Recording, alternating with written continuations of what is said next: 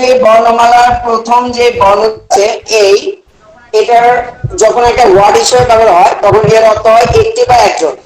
আর এর সাথে যখন একটা এন্ড ব্যবহার করবো তখন এর অর্থ হয় একটি বা একজন। দুটোই, এ মানেও একটি বা একজন, এন্ড মানেও একটি বা একজন। আর আরেকটা শব্দ আছে দা।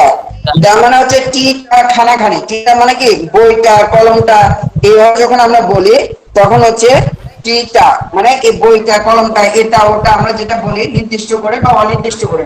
সো আগের স্লাইডে আমরা যে এ এনটা দেখলাম এর অর্থ হচ্ছে একটি বা একজন বা দা টিটা, এটাকে ইংরেজিতে আর্টিকেল বলে। আর্টিকেল মানে কি নির্দিষ্ট এবং অনির্দিষ্ট ব্যাপক শব্দ। যেই শব্দগুলো ব্যবহার করে আমরা কোনো কিছুকে নির্দিষ্ট বা অনির্দিষ্ট করে বোঝাতে পারি সেটাকে মূলত আর্টিকেল বলে। যেমন এ কে আমরা কি করলাম, আপনার ব্যবহার করলাম একটি একজন বোঝাতে, এন্ড ব্যবহার করলাম একটি বা একজন বোঝাতে, অথবা তাকে ব্যবহার করলাম। এগুলো হচ্ছে যে এই যে এ এন্ড কে ব্যবহার করবো কিসের জন্য, অনির্দিষ্ট করে বোঝানোর জন্য, আর তাকে ব্যবহার করবো নির্দিষ্ট করে বোঝানোর জন্য। ঠিক আছে, ওই অনির্দিষ্ট করে কোনো কিছু বোঝালে সেটাকে বলা হয় হচ্ছে আর্টিকেল।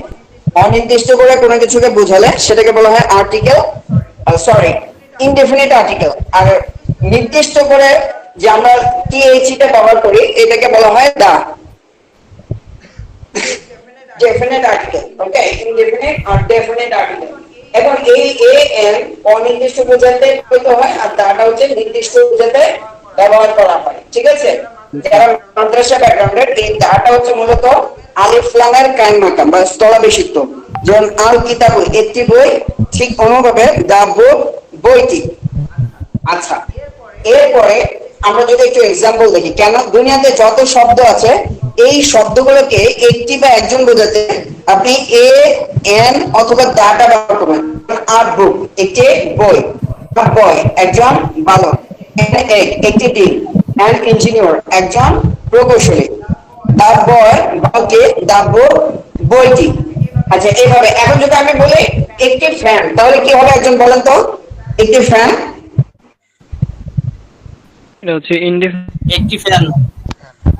আচ্ছা, একটি ল্যাপটপ, একটি ল্যাপটপ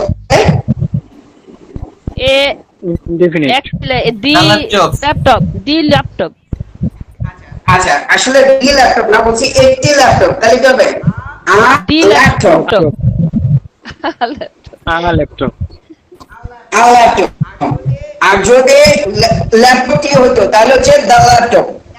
এখন কথা হচ্ছে এই এটাকে যখন ইংরেজিতে একটা ওয়ার্ড হিসেবে ব্যবহার করব তখন এর উচ্চারণ হয়ে যাবে আ,